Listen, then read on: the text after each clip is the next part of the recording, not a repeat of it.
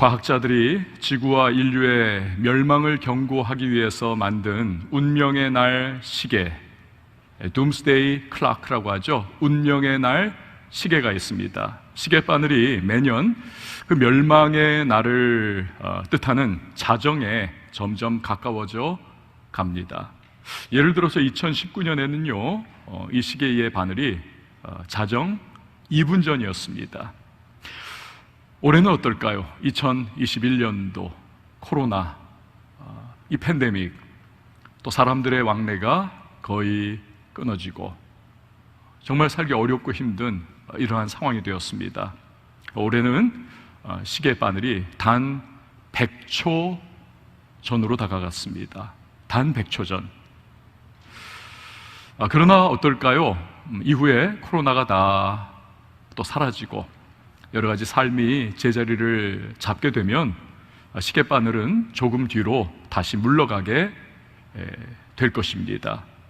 이것은 사실 우리들 인간이 처한 상황을 정확하게 우리가 알게 된다면 사실은 무의미한 경고입니다. 왜냐하면 인류는 지금 어떠한 상태에 놓여 있는가?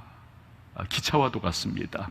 빠르게 목적지를 향해 가고 있는 기차를 생각을 해보십시오. 그 안에 승객들이 타고 있습니다. 그런데 어떤 사람이 일어나서 나는 기차가 가는 목적지와는 다른 곳으로 간다.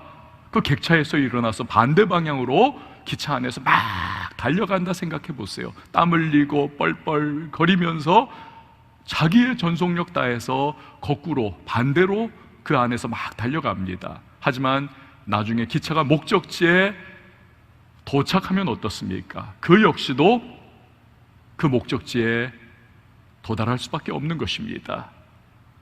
하나님은 아담의 범죄로 말미암아 오고 오는 모든 세대에게 영원한 죽음이라고 하는 선고를 내리셨습니다. 대표성의 원리죠. 조상의 유전자가 후대에까지도 그대로 이어지는 것입니다. 아까 우리 꼬물이 아기의 사진이 영상 광고에 나왔잖아요.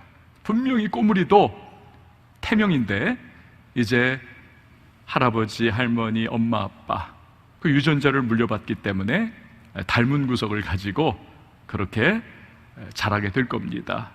유전자죠. 마찬가지입니다. 첫사람 아담의 죄 그리고 그 결과 모든 인간에게 유전이 되는 것입니다. 표범이 새끼를 낳습니다. 새끼도 역시 표범의 반점을 가지고 살아갑니다. 마찬가지로 아담의 후손인 모든 인류는 죄의 심판과 선고를 벗어날 수가 없는 것입니다. 때가 되면 첫째 멸망인 육체적인 죽음과 함께 둘째 멸망인 영원한 형벌이라고 하는 목적지에 누구나 다 도착할 수밖에 없는 것입니다. 히브리서 9장 27절은 이 사실을 분명하게 선포를 합니다. 한 번 죽는 것은 사람에게 정해진 것이요 그 후에는 심판이 있으리니. 마가복음 강해가 오늘 43번째 시간입니다. 2년에 걸쳐서 지금 계속 진행 중에 있습니다. 다음 주 44번째를 끝으로 마가복음 강해는 마무리를 할 겁니다. 그런데 이번 한 주 내내 이 마가복음의 끝마무리를 해야 하는 이 시점에 제 마음속에 고민이 굉장히 많았습니다. 답답하고 또 이거 어떻게 해야 하나 설교를 아주 참 뭐라고 해야 될까요? 벽에 딱 막혀있는 것과 같은 그러한 한 주의 상황이었습니다. 감이 안 오는 거예요. 설교를 도대체 이거 어떻게 해야 되나. 이 아이러니이기도 하고 저의 딜레마이기도 한 것. 그 이유는요, 오늘 우리가 보고 있는 이 본문은 너무 분명한 내용을 담고 있는 것이죠. 예수님의 십자가의 죽으심입니다. 다른 말로 하면 복음을 아주 함축적으로 담고 있는 그러한 본문의 내용이 아닙니까?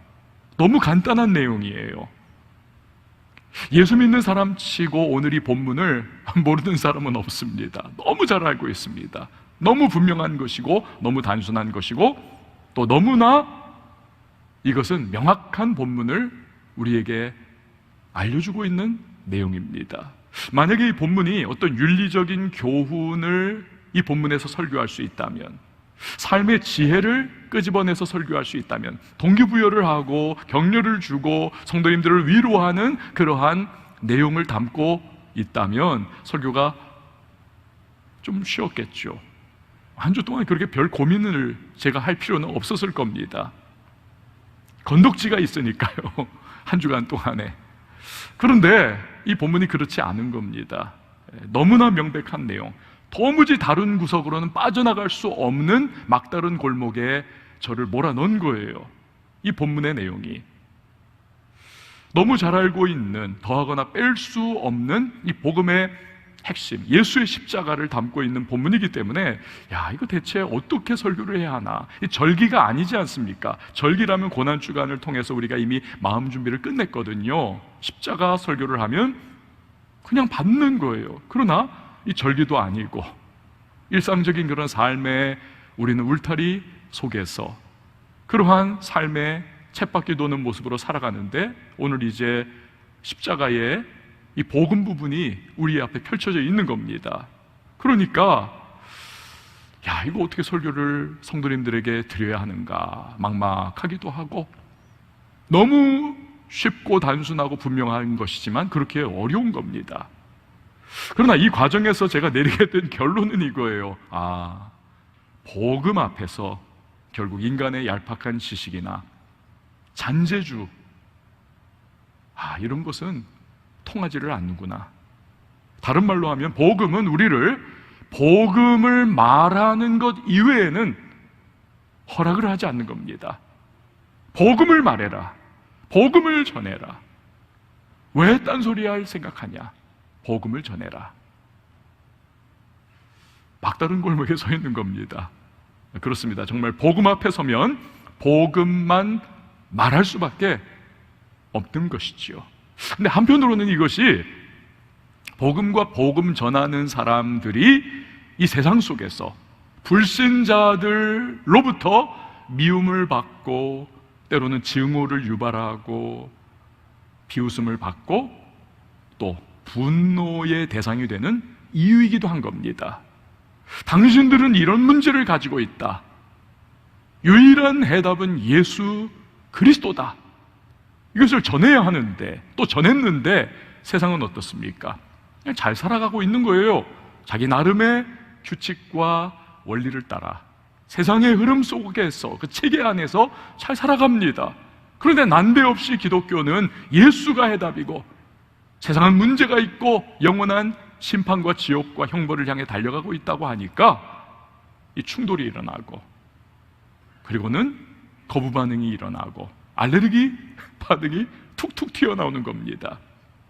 어떤 분들은 그냥 영적 세계 이런 거는 관심 없어요. 그냥 오늘의 현실 속에서 나는 엎치락뒤치락 하는 거, 이것만으로도 나는 너무 그냥 무거워. 그런 거 난 신경 못 써. 그런데 그걸 끄집어내가지고 아픈 상처에 소금 붓듯 하니까 반발이 일어나는 거죠. 기독교는 왜 이렇게 협소하냐, 편협하냐, 왜 독선적이냐, 이런 충돌이 일어날 수밖에 없는 겁니다. 돌팔이 의사는 이거 먹으면 괜찮아질 거예요. 설탕을 이렇게 바른 당위정을 줍니다. 뒷일은 신경 안 씁니다. 팔아먹으면 끝이에요. 그러나 복음을 알기 때문에, 복음은 사람을 진짜로 살리는 것을 알기 때문에 우리는요, 복음을 말할 수밖에 없는 것입니다. 오늘 본문이 바로 그 복음의 정수인 십자가 사건을 담고 있습니다. 한마디로 예수님께서 내 죄를 위하여 대신 죽어주신 대속의 죽음이 십자가 사건입니다. 첫사람 아담이 범한 죄가 대표성의 원리에 의해서 모든 인류에게 다 유전된 것처럼 둘째 사람인 예수 그리스도의 십자가로 말미암아 누구든 그것을 믿으면, 받으면, 영접하면 심판과 멸망으로부터 자유하게 되는 것입니다. 할렐루야. 여러분, 진리라고 하는 것은요, 빼거나 더할 수가 없습니다. 명확한 겁니다. 분명한 겁니다. 단순한 겁니다. 1+1은 2인 것입니다. 그 외에 다른 것 없어요. 진리 중에 진리는 복음입니다. 절대 진리, 복음, 빼거나 더할 수 없는 겁니다. 예수께서 나 위하여 십자가에서 죽으시고 부활하셨다, 덧붙일 게 없는 거예요. 이 단순한 복음이 그러나 구원을 주시는 하나님의 능력이 되는 것입니다. 이 복음을 받으면, 이 십자가를 믿으면 하나님의 구원이 내게 임하는 것이죠. 주님의 능력인 겁니다. 이 체험을 했다면 뒤집어지는 겁니다. 그는 감격할 수밖에 없고 복음을 사랑할 수밖에 없고 복음에 매일 수밖에 없는 겁니다. 이 감리교의 창설자인 존 웨슬리는요, 감리교는 기독교의 한 교파지 않습니까? 그는 실패한 선교사였습니다. 아메리카 인디언들을 내가 선교해야지 신대륙 건너갔는데 딜레마에 빠져버렸어요. 씨알이 안 먹혀들거든요. 이 활 쏘고 막 그런 인디언들한테 이게 뭐 제대로 들어갑니까? 그러니 막 고군분투하다가 결국에는 좌절한 사람들이 경험하듯이 자기 혼란에 빠져버립니다. 내가 구원받았을까? 내가 믿는 것이 진짜일까? 그래서 실망과 혼란에 빠진 마음을 가지고 본국으로 대서양 건너 영국으로 귀환을 합니다. 그 배 안에서 폭풍우를 만나는데 대작하는 폭풍우에 그가 질려버려요. 두려움에 빠집니다. 나 이러다가 물귀신 돼가지고 지옥 가는 거 아닌가. 이 구원의 확신이 흔들려 놓으니까 그 두려움에 사로잡혀요. 그런데 들려오는 소리에 저쪽에 가판 위에서 찬송가 소리가 들려옵니다. 기독교의 소수 교파인 모라비안 교도들이 그냥 평안한 모습으로 폭풍우 속에서 자기는 두려워 떠는데 저들은 찬양하고 있는 거예요. 야, 당신들은 어떤 사람들입니까? 모라비안 교도라는 것을 들었습니다. 런던에 도착해서 모라비안 교도들의 집회에 참석을 합니다. 그런데 이 웨슬리 참석한 그날 하필이면 사회자가요, 종교개혁가인 그 마틴 루터가 썼던 로마서 강해집, 이 설교집에 서론 부분을 읽어주는 거예요. 목사님도 아니에요. 그냥 사회자입니다. 쭉 읽는데 이걸 듣는데 그만 루터의 이 존 웨슬리의 마음이 뜨거워지더라는 겁니다. 불이 확 임하더라는 거예요. 그렇구나. 구원은 어떠한 나의 의도 아니고 나의 어떠한 기반이 아니라 오직 믿음으로 주시는 하나님의 의, 이것이 바로 구원이구나. 이걸 깨달은 겁니다. 이걸 받게 된 거예요. 성령의 역사죠. 뒤집어지는 겁니다. 너무 감격하고 그가 이 복음에 사로잡혀서 그때부터 180도 바뀝니다. 열정적으로 복음을 영국과 주변에, 그가 말 타고요 세계를 여러 바퀴 도는 정도, 정말 멀리까지 가면서 부지런하게 평생을 그가 복음을 전합니다. 열정의 사람이 된 겁니다. 복음에 사로잡히고 복음의 사랑에 빠지니까 물불을 안 가리는 거지요. 결국 그가 감리교단의 창설자가 되는 것이지요. 저는 대학교 2학년 때 이 구원의 감격을 제대로 체험을 했습니다. 물론 목회자 자녀였고 모태신앙인으로 교회를 평생 다녔지만 또 나 천국 백성이라는 거 알고 하나님 백성이라는 거 알고 나도 뭐 예수로 말미암아 구원받는다는 거 다 알지요. 그러나 여기서 여기까지 30cm 거리가 굉장히 먼 겁니다. 여기까지 오는 것. 근데 어느 날 그 복음이, 예수의 십자가가, 내가 주님의 은혜로 말미암아 구원받았다는 그 사실이 여기에 확 들어오는 거예요. 그 순간 너무 기쁜 겁니다. 지금까지는 이게 다른 거예요. 똑같은 복음인데 여기에서 여기 30cm 너무 다른 겁니다. 그래서 제가 그 방에서 일어나가지고 가만히 있을 수 없어서 막 덩실덩실 춤을 추고 방을 그냥 뱅뱅뱅뱅 돌고 막 너무 기뻐가지고 며칠 후에 청량리에서 경동시장 옆에 한의원을 운영하시는 저희 할아버님 댁에 갔습니다. 할아버님은 손님이 들어오면 한의사니까 이렇게 쭉 스캔을 해요. 얼굴부터 이 사람의 자세 이런 걸 쭉 보면서 이미 감을 잡으세요. 제가 딱 들어가니까 저를 이렇게 스캔을 하시다가 할아버지가 빙긋이 웃으시더라고요. 그러더니 하시는 말씀, 유나야, 너 뭔가 바뀌었다? 너 뭔가 얼굴이 환해졌네? 뭔가 일어난 걸 아신 거예요.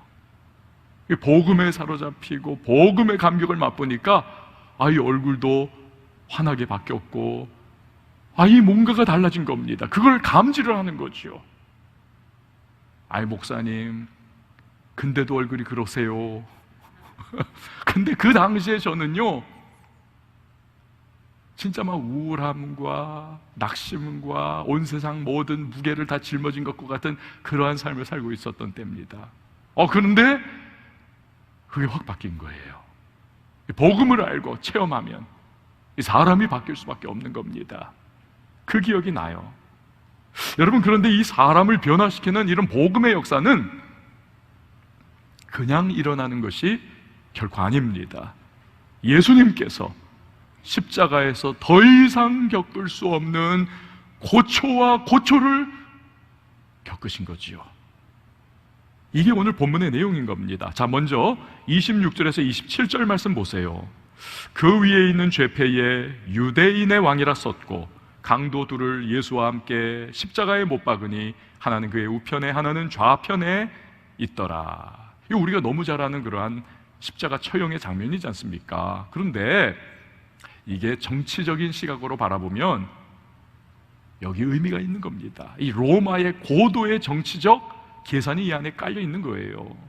여러분, 왕은 어떤 존재입니까? 면류관을 탁 쓰고 위풍당당한 모습으로 걸어가면 또는 있으면 그 좌우에 왕의 다음 가는 권세를 가지고 있는 영의정, 좌의정 이런 사람들이 도열해 있잖아요. 옆에 있는 겁니다. 근데 예수님, 유대인의 왕, 그렇게 부름받았고 그렇게 사람들이 환호했던 그 예수님이 비참한 모습으로 가시관을 쓰시고 피를 철철 흘리고 십자가에 처참히 매달려 있는데 그 좌우편에는 살인 강도가 가장 흉악해서 십자가 처형을 받을 수밖에 없는 인간 말종들이 매달려 있는 겁니다. 무엇을 의미하는 거예요? 너희들 유대인의 왕은 요 모양 요 꼴이야. 이 로마가 그것을 강조를 하는 거죠. 그러니까 예수님의 죽음을 희화화하는 겁니다. 우스꽝스럽게 만들어버리는 것이죠. 로마의 채찍질은 막 살점이 다 떨어져 나가는 그러한 채찍질이 아닙니까? 근데 웬만한 사람들, 약한 사람들은 이 채찍질을 맞으면서 거기서 쇼크살을 하는 겁니다. 그런 채찍질로 온몸이 만신창이가 된 상태에 거기다가 손발이 다 못 박혀가지고 완전히 십자가에 매달려 있으니까 우리 예수님 당한 고통은 이건 상상을 초월하는 거죠. 우리가 당해야 하는 형벌을 예수님이 대신 당해 주신 것입니다. 게다가 실오라기 하나도 걸치지 않고 매달려 계시는 거예요. 얼마나 부끄럽고 수치스럽습니까? 아담이 선악과를 따먹고 제일 처음 느낀 감정이 뭡니까? 부끄러움과 수치입니다. 그러니까 죄인은 부끄러움과 수치를 느끼는 거죠. 그게 그의 실존이기 때문에 하나님 앞에서 그래서 나뭇잎으로 가리지 않습니까? 근데 예수님은 우리 인류의 모든 죄와 부끄러움과 수치를 다 짊어지고 만천하 앞에 실오라기 하나 걸치지 않고 십자가에 매달려 계신 그 부끄러움의 모습, 그 형벌, 우리를 위하여 대신 당해주시는 겁니다. 그런 예수님을 29절 말씀을 보니까 사람들이 모욕을 합니다. 모욕을 해요. 31절에는 희롱을 합니다. 네가 남은 구원하면서 자기는 못하네? 막 희롱을 하는 거예요. 32절에도 보면 너 십자가에서 내려와봐 내려와봐 하면서 예수님을 막 욕을 합니다. 모욕하고 희롱하고 욕하고 모욕하고 희롱하고 욕하고 이게 막 점층법적으로 점점 강화가 돼가는 그러한 예수님을 비웃고 막 예수님을 손가락질하는 그러한 지금 그림이 그려지는 겁니다. 그런 분위기예요.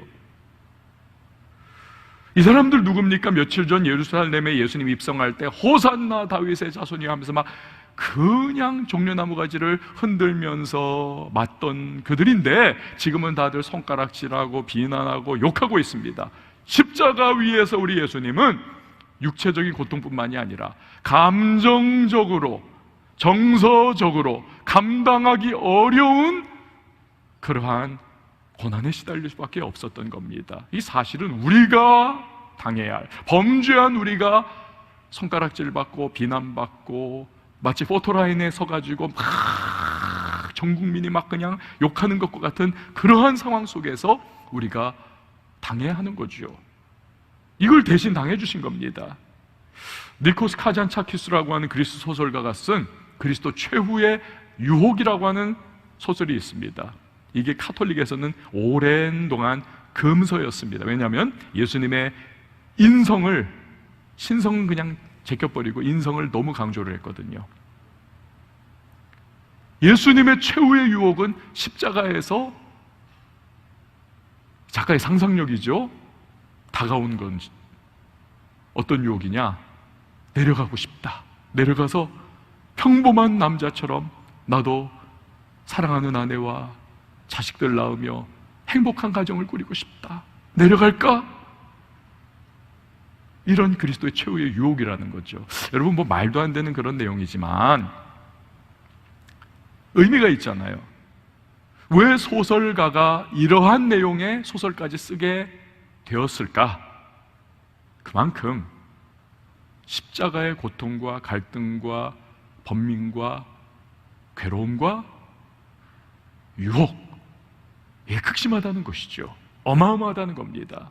그런데 예수님을 그 무엇보다도 고통스럽게 만들고 참 힘들게 만들었던 것은 바로 성부 하나님으로부터 철저하게 외면당하고 버림받은 상황입니다. 34절 말씀을 보세요. 제구시에 예수께서 크게 소리 지르시되 엘리 엘리 라마 사박다니 하시니, 이를 번역하면 나의 하나님 나의 하나님 어찌하여 나를 버리셨나이까 하는 뜻이라. 범죄한 아담은 하나님으로부터 축출당하죠. 에덴 동산에서. 이것은 하나님과의 친밀한 교제에서 끊어졌다는 것을 의미를 하는 겁니다.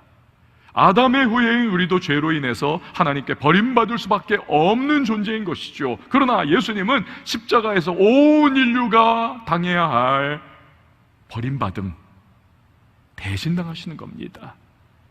하나님은 범죄한 아담에게 네가 정령 죽으리라, 심판과 형벌이죠.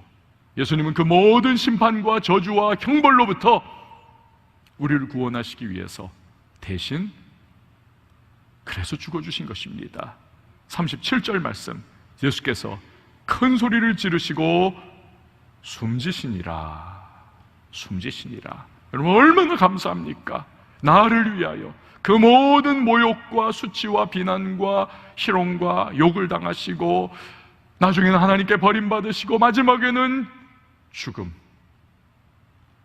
그 모든 형벌을 다 한 몸에 받으셔서 나를 살리시고 나를 회복시키시고 나를 구원의 백성 삼아 주시는 놀라운 은혜를 내게 허락해 주셨다. 이게 얼마나 감사한 것입니까? 이 놀라운 은혜의 축복인 거죠. 자, 그런데 37절 말씀은 이 숨지시기 전에 예수님께서 큰 소리를 지르셨다. 사도 요한은 요한복음에서 이때 예수님이 지르신 큰 소리가 무엇이냐, 이거 부연 설명을 해주십니다. 요한복음 19장 30절 말씀 우리 같이 읽어보도록 하겠습니다. 시작.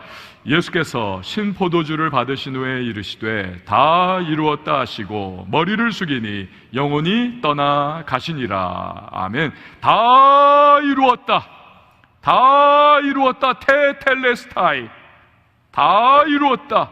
여러분, 십자가에서 죽으신 순간 이 외치신 말씀이야말로 온 인류가 죄와 사망 권세에서 놓이게 되었음을, 자유케 되었음을 선언하는 예수 그리스도의 마지막 그리고 위대한 자유 대헌장임을 믿으시기를 바랍니다. 다 이루었다. 테텔레스타이. 그 결과는요 즉각적으로 나타납니다. 38절 말씀 보세요. 38절, 이에 성소의장이 위로부터 아래까지 찢어져 불이 되니라. 그러니까 아담의 범죄 이후로부터 예수님 이전까지 선민 이스라엘이라 할지라도, 뭐 이스라엘의 할아버지라 할지라도, 여러분 그 성소에 마음껏 들어갈 수 없었습니다. 들어가면 죽임당하는 거예요. 하나님의 진노로.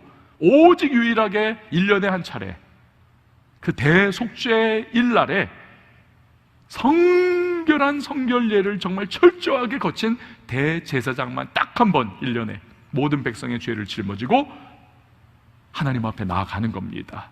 한 번 딱 들어갔다 나오면 그 휘장은 다시 탁 쳐지고 들어갈 수가 없는 거예요.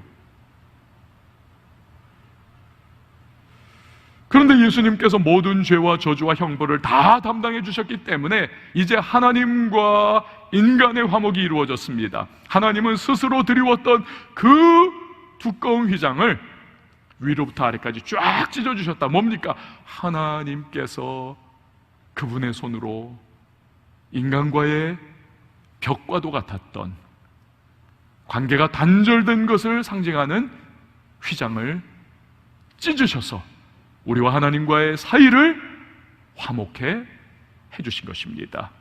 십자가의 놀라운 능력인 것이지요. 우리는 두려워할 필요 없이 담대하게 하나님 앞에 나아갈 수가 있게 된 겁니다. 이것을 히브리서 10장 19절과 20절에서 설명을 하죠. 그러므로 형제들아, 우리가 예수의 피를 힘입어 성소에 들어갈 뭘 얻었다고요? 담력을 얻었나니 그 길은 우리를 위하여 휘장 가운데로 열어놓으신 새로운 살 길이요, 휘장은 곧 그의 육체니라. 예수님의 육신이 십자가에서 찢기시고 고난받으시고 죽으셨기 때문에 하나님과 우리를 가로막고 있던 그 두꺼운 휘장 하나님이 찢어주시고 하나님께 나갈 수 있는, 담대하게 나갈 수 있는 길을 열어주신 것입니다. 여러분, 이렇게 모든 죄와 저주를 담당하고 해결해 주신 예수님의 십자가의 은혜 때문에 우리는 마음껏 하나님께 나가 기도할 수 있는 것입니다. 응답받을 수 있는 것입니다. 마음껏 하나님의 이른 비 늦은 비의 은혜를 우리는 기대할 수가 있는 것입니다. 구약시대 사람들이 무수히 많은 재물을 하나님 앞에 유월절 절기 때 가지고 나와서 드려서 겨우 한 번, 1년에 한 번, 그것도 한시적으로 얻을 수 있는 속죄의 은혜를 우리는 예수 그리스도 어린 양 되시는 그분의 십자가의 대속의 은총으로 인하여 마음껏 언제든지 누구나 영원토록 우리는 누리게 된 것입니다. 할렐루야. 여러분, 이 일에 있어서 우리가 한 공로는 1도 없습니다. 하나도 없습니다. 믿음의 비밀과 신비는 뭐냐 하면, 내가 예수님을 믿어요. 그리고 고백합니다. 나 예수님 믿습니다. 근데 이 고백마저도 내가 하는 것이 아니라는 사실입니다. 그게 믿음의 신비와 비밀입니다. 성령께서 우리 안에 찾아와 주시고 마음을 부드럽게 옥토밭되게 하시고 말씀의 씨앗이 심기도록 기경해 주셔서 그 말씀이 우리 안에 떨어지고 30배, 60배, 100배의 결실을 맺어서 우리가 믿음이라고 하는 열매를 드디어 맺게 되는 것입니다. 이게 우리로부터 난 것이 아니에요. 모든 믿음은 그래서 하나님의 은혜요, 하나님의 선물인 것입니다. 그러니까 어떠한 자기의 공로나 의가 끼어들 틈이 없어요. 만약에 복음과 이 구원에 있어서 공로의식이 발동하든지 자기의가 발동을 하면 여러분, 그것은 복음의 원수 노릇을 하는 것입니다. 어떤 사람이 자랑하면서 떠들고 다녔다 그래요. 내가 예수님을 내 주님으로 영접했다, 내가 영접했다 막 하면서 막 떠돌아 다니니까 그 소식을 들은 종교개혁가 마틴 루터가 그런 이야기를 주변 사람들에게 했답니다. 어떤 큰 부자가 있는데 이 부자가 동네를 다니는데 헐벗고 굶주리고 한 푼 줍쇼 하는 불쌍한 거지가 손 내밀길래 아이고 안 됐다, 그래서 그냥 엄청난 금액을 그냥 턱 안겨주면서 새 삶을 사세요. 근데 이 거지가 그때부터 막 동네방네 뛰어다니면서 말하기를, 나 좀 봐라, 나 좀 봐라, 이렇게 큰 돈을 받을 정도로 나는 지혜롭고 나는 착하고 나는 괜찮은 사람이란 말이야. 이 얘기를 하고 루터가 마지막에 이런 말을 했어요. 아, 이런 바보 같은 인간이 또 어디 있겠습니까? 아이고, 부자가 다 한 거죠. 이 사람이 뭐 한 게 있습니까? 그러니까 구원은, 믿음은 전적으로 은혜요 선물로 받은 것입니다. 여러분 저를 한번 따라해 주세요. 구원은 전적으로 하나님의 은혜입니다. 선물입니다.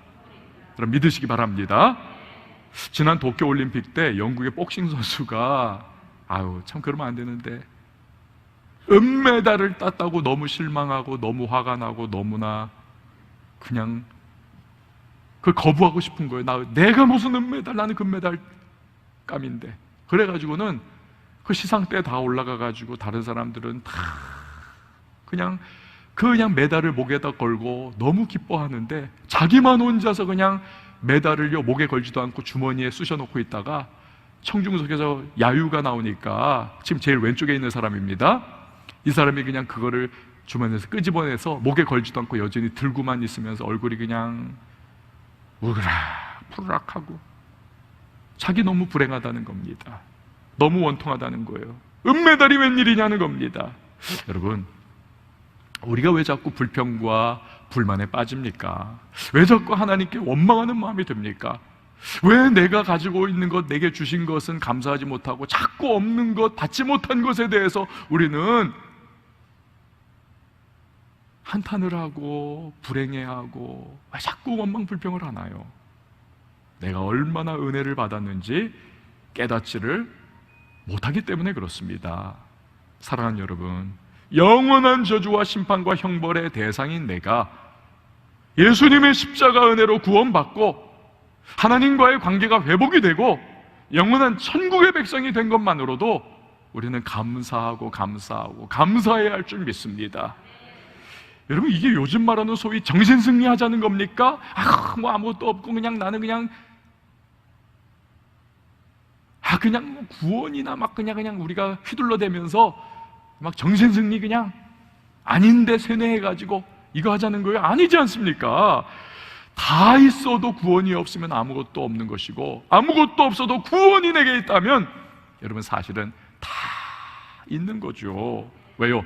하나님이 나와 함께 하시니까, 하나님이 내 하나님이시니까. 나는 천국의 백성이고, 여러분 하나님을 소유했다는 것, 하나님이 내 하나님이라는 것은 만물의 주관자요 주인이시여 창조주인 전능하신 하나님이 나와 함께 하신다는 것은 그 안에 담긴 모든 보화와 보물과 지식과 지혜, 여러분 하나님은 그 사랑하는 백성인 우리 필요하시면 반드시 주시는 겁니다. 그리고 우리가 그 구원을 감사하고 기뻐하고 너무나 우리가 행복해하면 애들이, 여러분 부모가 조그만 거 뭐 하나 줬는데 너무 귀하게 여기고 너무 좋아하고 그러면 이 부모가 너무 좋아가지고 또 안겨주잖아요. 하나님께서 우리가 그렇게 구원을 감사하고 감격해하면 여러분 얼마나 우리를 그냥 더 말할 필요도 없죠. 다 책임져 주시는 것입니다. 기도하면 주시는 거죠. 마태복음 7장 11절에 보면 너희가 악한 자라도 좋은 것으로 자식에게 줄 알거든 하물며 하늘에 계신 너희 아버지께서 구하는 자에게 좋은 것으로 주시지 않겠느냐. 우리 걱정할 필요가 없습니다. 여러분 믿으시기 바랍니다. 걱정할 필요 없어요. 하나님이. 문제는 뭐냐면 이런 우리를 바라보면서 이를 가는 존재가 있다는 거죠. 사탄마귀입니다. 이를 갈아요. 저거 내가 이미 그냥 엎어뜨려 놨던 건데, 틈만 나면 우리를 하나님으로부터 어떻게든 떼어 놓으려고 우리 마음을 흔들고 휘젓습니다. 뭔가 우리가 작은 잘못이라도 하면 우리 마음을 정죄의식과 죄책감의 감옥에 쳐넣어버리려고 하고, 자기 비하와 그냥 정죄의식, 그리고 자기 자신을 저주하게 만드는 거죠. 나 같은 놈이 그냥 이렇지 뭘. 내가 뭐 그냥 잘 되는 게 있나? 그렇게 되게 만드는 것입니다. 그러나 여러분, 성경은 뭐라고 말합니까? 그 어떤 마귀의 참소도, 그 어떤 정죄도 우리를 하나님의 사랑에서 끊을 수 없느니라. 이렇게 성경의 말씀이죠. 로마서 8장 31절 34절 보세요. 그런즉 이 일에 대하여 우리가 무슨 말 하리요? 만일 하나님이 우리를 위하시면 누가 우리를 대적하리요? 자기 아들을 아끼지 아니하시고 우리 모든 사람을 위하여 내주시니가 어찌 그 아들과 함께 모든 것을 우리에게 주시지 않겠느냐? 누가 능히 하나님께서 택하신 자들을 고발하리요? 의롭다 하시는 이는 하나님이시니 누가 정죄하리요? 죽으실 뿐 아니라 다시 살아나신 이는 그리스도 예수시니 그는 하나님 우편에 계신 자요 우리를 위하여 간구하시는 자시니라. 할렐루야. 그러니까 마귀의 그 어떠한 참소와 어떠한 도전과 어떠한 정죄와 어떠한 우리를 향한 죄책감과 열등감의 공격, 세상의 그 어떠한 비난과 비방과 우리를 향한 도전, 여러분, 결코 이것들이 우리를 하나님의 사랑에서 끊어지게 할 수가 없는 것입니다. 하나님이 우리를 붙잡고 계시기 때문에. 이게 바울 사도의 로마서의 요점인 겁니다. 또 하나의 문제는 구원받은 우리 자신의 죄입니다. 구원 이후에 범하는 죄들이죠. 이 죄 때문에 하나님과의 친밀한 교제와 교통이 막혀버리는 것입니다. 그래서 하나님과 나와 꼭 이게 끊어지고 멀어진 것처럼 느껴져요. 불러도 대답 없는 이름처럼 느껴지고 내 기도가 그냥 공중에서 흩어 땅에 뚝 떨어져 버리는 것 같고 답답하고 예배를 드려도 찬양을 해도 기도를 해도 하나님과는 관계없는 그러한 상황인 것처럼 자꾸 그렇게 느껴집니다. 이사야 선지자의 설명을 보세요. 이사야 59장 9절, 2절을 보면 오직 너희 죄악이 너희와 너희 하나님 사이를 갈라놓았고 너희 죄가 그의 얼굴을 가리어서 너희에게서 듣지 않으시게 함이니라. 때로는 답답하고 버림받은 것 같고 은혜와 축복이 딱 막혀있는 것과 같습니다. 느낌이. 저희 집에서요, 화장실 청소 담당은 접니다.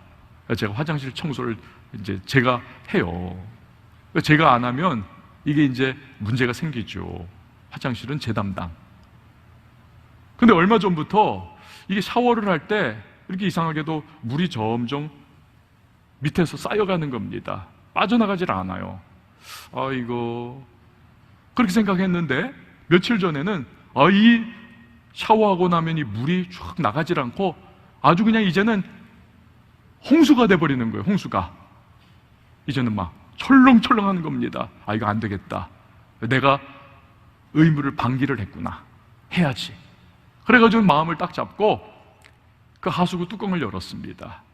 그 손을 집어넣고는 이제 막힌 것들을 끄집어내는 거예요. 여러분 한번 상상을 하시면서 들어보세요. 저는 막 구역질이 나고 역겨워가지고 큰일 났습니다. 이걸 끄집어내는데 뭔가 뭉텅이로 잡히는 거예요. 쭉 뽑아봤더니 시커먼 제 머리카락이 그냥 그 안에 엉켜가지고 막 뽑혀 나오는 겁니다. 우두둑 하면서. 그게 얼마나 더럽습니까? 머리카락이 내 머리에 심겨져 있을 때는 이게 깨끗한 느낌인데 거기 들어가 있으니 너무 더러운 거예요. 그리고 그 머리카락 뽑아내니까 머리카락만 나옵니까? 거기에 막 때하고 막 이런 것이 오물덩어리가 막 쭉 달라붙어서 나오는데 막 욱 하면서 막 역겹고 구역질이 나는데 그래도 어떡합니까? 그걸 안 뽑아내면 안 돼서 다 하여튼 뽑아냈어요. 그리고 나서 막 버리고 막 그러고 나서 샤워를 하니까 물이 그냥 술술술술 하면서 다 빠져나가는 거예요. 언제 고였느냐 하는 것처럼. 아하, 이거구나. 결국 우리에게 죄가 쌓이고 쌓이면 홍수를 불러오는구나. 그 노아의 홍수인 거죠. 여러분, 우리 안에 죄가 있으면 하나님과의 관계가 막힙니다. 이 파이프는 있어요. 관계 파이프는. 죄의 요소를 내 삶에서 뽑아내지 않으니까 이게 막히고 쌓이고 결국 하나님과의 관계를 소원하게 만드는 겁니다. 죄는 처단을 해야만 합니다. 그래서 회개해야 하고 이것을 해야만 하는 거예요. 어렵습니다. 하기 싫습니다. 그냥 힘들어요. 회개의 과정이. 그렇지만 회개해야 하는 것이고 자복해야 하는 것이고 나중에는 내 삶에서 그 죄의 요소를 뽑아내어 버려야만 하는 것입니다. 힘들고 어렵고 괴롭지만 그렇게 하면 어떻습니까? 다시금 하나님과의 관계가 뻥 하고 뚫리는 것입니다. 뚫려요. 예수님이 십자가에서 이미 그렇게 될 수 있는 여건을 다 만들어 주셨습니다. 우리가 할 일은 언제든 회개하고 돌이키면 되는 것입니다.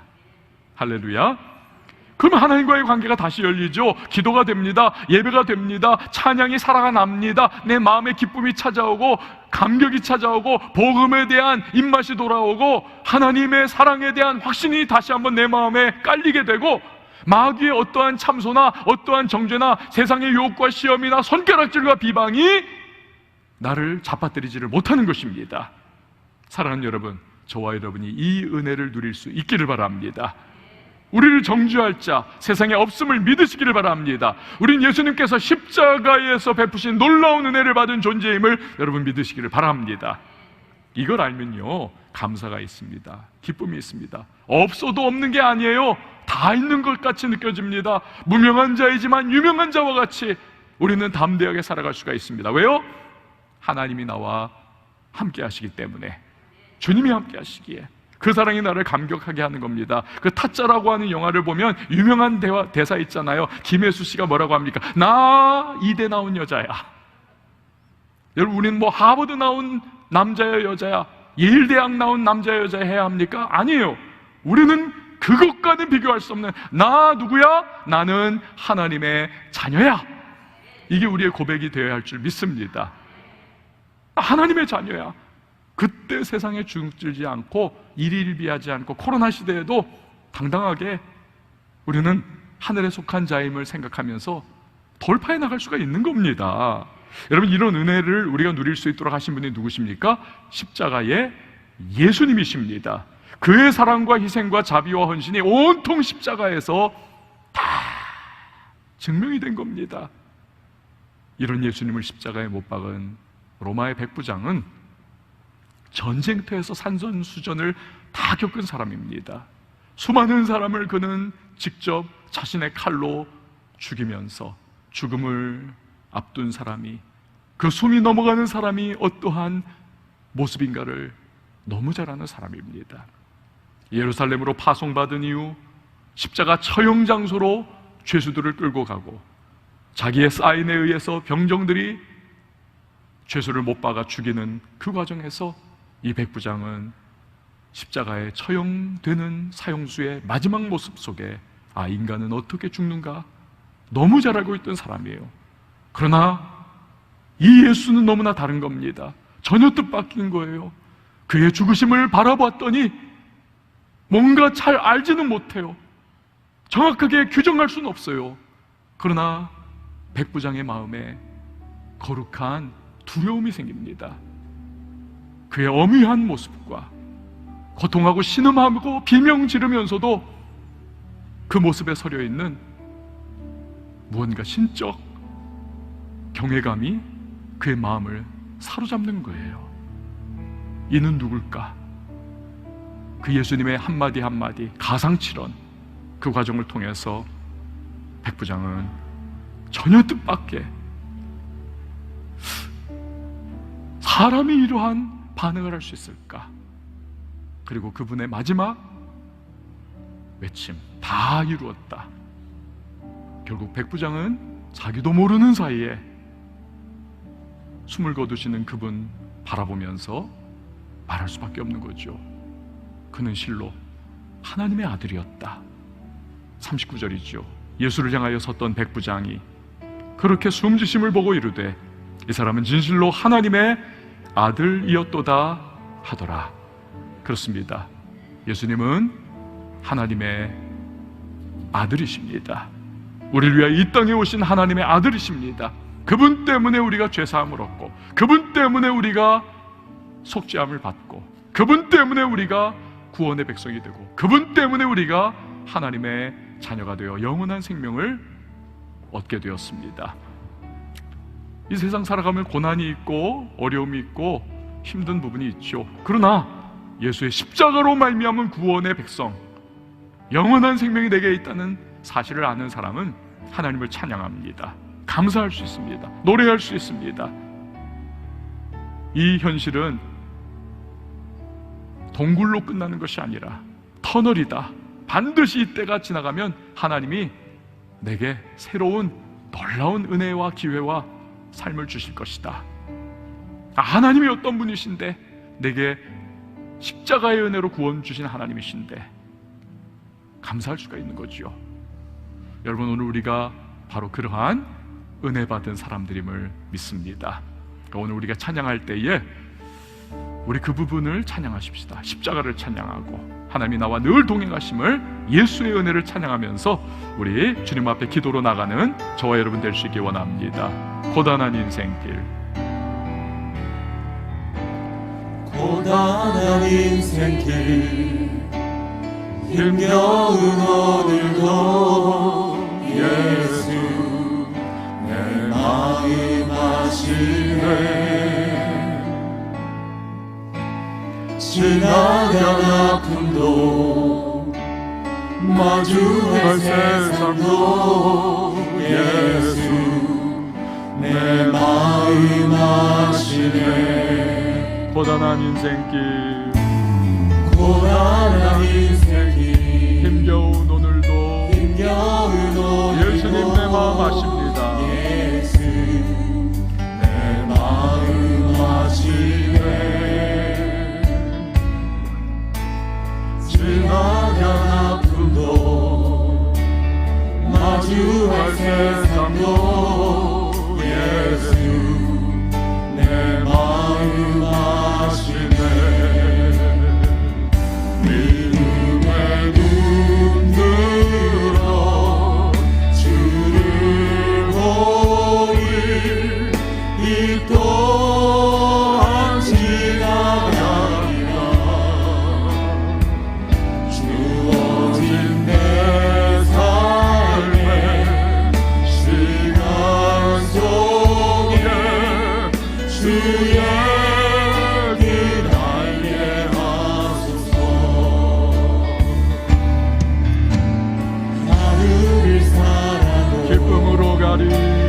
기쁨으로 예수님이 함께 하시기에 예수 늘 함께 하시네. 후회도 염려도 온전히 나기를 예수 늘 함께 하시네. 하루를 살아도 하루를 살아도 기쁨으로 살겠습니다. 기쁨으로 가리. 예수님 때문에 예수 늘 함께 하시네. 후회도 염려도 온전히 나기를 예수 늘 함께 하시네. 믿음의 눈 들어 주님 보겠습니다. 이 또한 지나가리라. 이 또한 지나가리라. 주어진 내 삶의 시간 속에 주의 믿음의 눈 들어 주님 봅니다.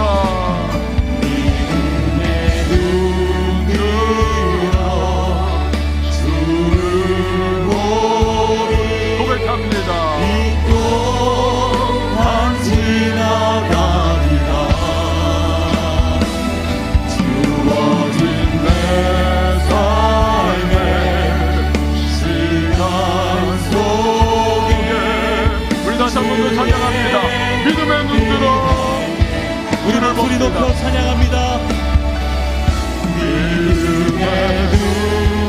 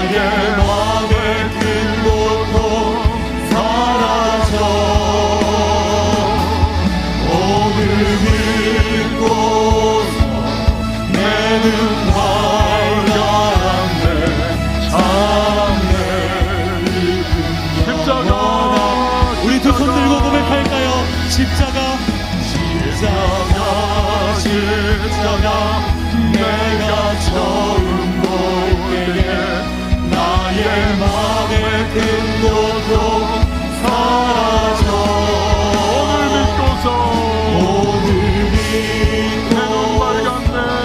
내 눈 밝았네 참내 기쁨 오늘 믿고서 내 눈 밝았네 오늘 믿고서 내 눈 밝았네 참내 기쁨 영원하구나. 여러분 그렇습니다. 십자가입니다. 십자가에서 우리의 모든 죄악과 절망과 우리의 비참함을 다 주님이 짊어지셨습니다. 죄에서 자유함을 주셨습니다. 해방을 주셨습니다. 하나님 자녀 되게 하셨습니다. 영원한 생명 주셨습니다. 만유의 주인이신 하나님이 십자가 때문에 나를 용서하시고 그 자녀 영원한 생명의 백성 삼아 주셨습니다. 두려움 없습니다. 걱정 없습니다. 하나님이 책임져 주십니다. 주님, 현실은 눈을 들어보면 암담함도 있고 실망거리도 있고 어려움도 많지만 그러나 십자가로 주신 이 구원의 은혜와 감사와 감격과 하나님 나의 아버지 되심으로 말미암아 다시 한번 나가겠습니다. 주여 역사하소서, 은혜 베푸소서. 십자가 붙잡고 하나님 나아가 돌파해 나갈 수 있도록 도와달라고 오늘 말씀을 기억하며 우리 시간에 함께 기도하며 나갑니다.